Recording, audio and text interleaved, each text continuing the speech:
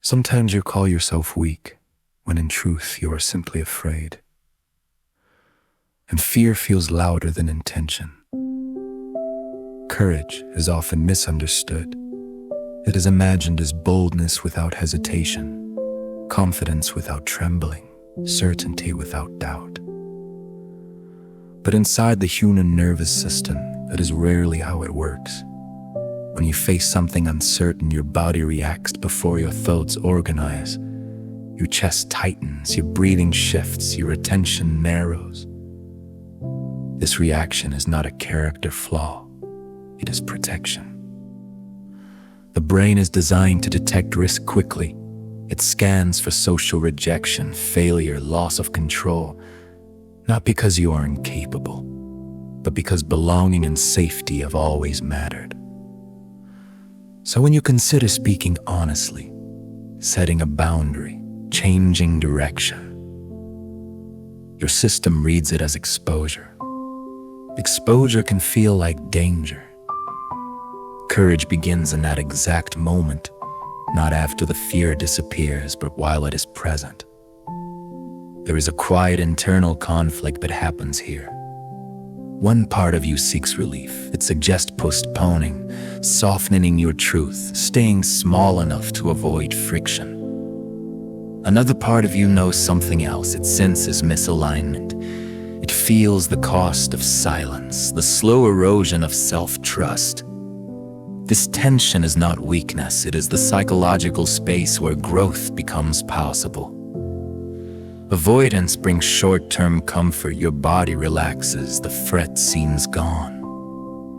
But the mind remembers. It stores the unfinished action, the unsaid words, the withheld boundary. Over time, repeated avoidance teaches the brain that the situation truly was dangerous. The fear grows stronger, the threshold lowers. Courage interrupts that cycle. When you act in alignment with your values, even with a shaking voice, your nervous system receives new information. You survived. The discomfort rose, it peaked, it passed, and nothing catastrophic followed. This is how emotional resilience is built, not through grand gestures, but through small, repeated exposures to discomfort with awareness. Courage is also deeply connected to identity. If you see yourself as someone who avoids, your behavior will unconsciously protect that image. If you begin to see yourself as someone who can tolerate hard moments, your actions slowly shift.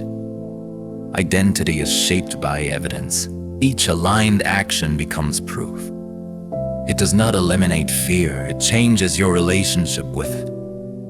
There is another layer to courage that is rarely discussed, the courage to feel, to sit with shame without immediately defending yourself, to face disappointment without numbing it, to admit hurt without disguising it as anger.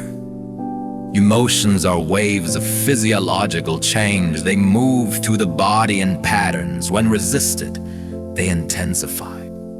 When allowed, they complete their cycle. Many people were taught, subtly or directly, that certain emotions were unacceptable.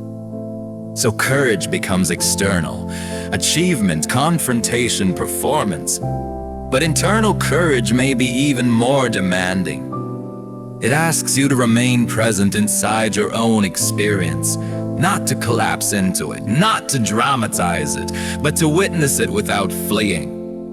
That witnessing stabilizes the mind. The brain learns that emotions, even intense ones, are temporary states, not permanent identities.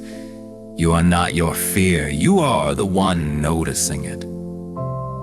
And that distinction creates space. In that space, choice becomes possible. Instead of reacting automatically, you begin to respond intentionally. The pause may be brief, almost invisible, but it is powerful. It is where self-control is strengthened and impulsive escape slowly loses its grip.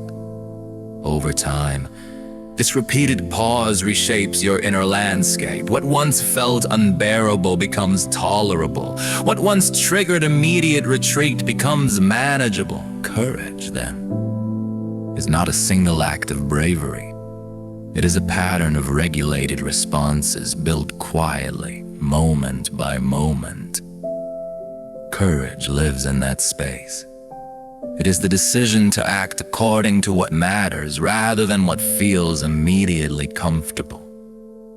It is choosing honesty over image, growth over predictability, self-respect over approval. Some days, courage will look visible.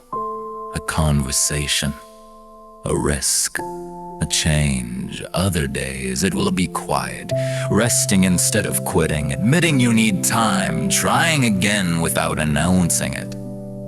Both forms count. You do not need to eliminate fear to be courageous. You need enough steadiness to move with it. And steadiness is trainable. Each time you stay present in discomfort and allow it to pass through without running, something reorganizes inside you. Not dramatically, not instantly, but reliably. Courage is not the absence of fear. It is regulated action in its presence. And every small act of alignment strengthens the part of you that knows who you are becoming. That is enough for now.